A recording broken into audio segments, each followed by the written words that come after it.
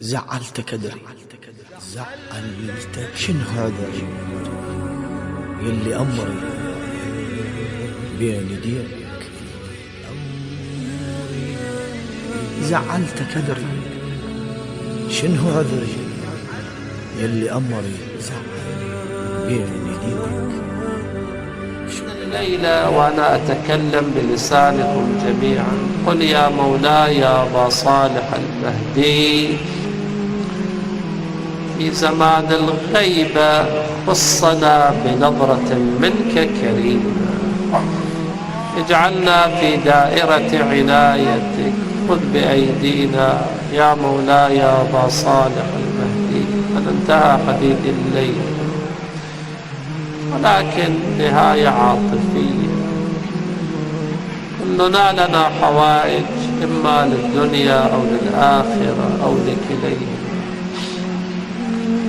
إخوة يوسف هموا بقتل يوسف، ألقوه في البئر، نجاه الله عز وجل، ولكن عندما دخلوا على يوسف ماذا قالوا؟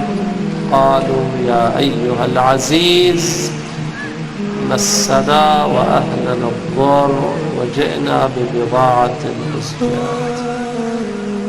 ونحن نقول يا مولانا يا أبا صالح،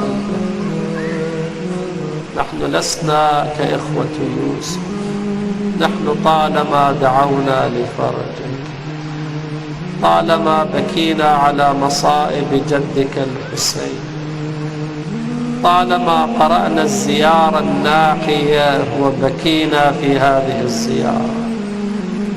يا مولاي مسنا وأهلنا الضر وجئنا ببضاعة مزجاة، فأوف لنا الكيل وتصدق علينا إن الله يجزي.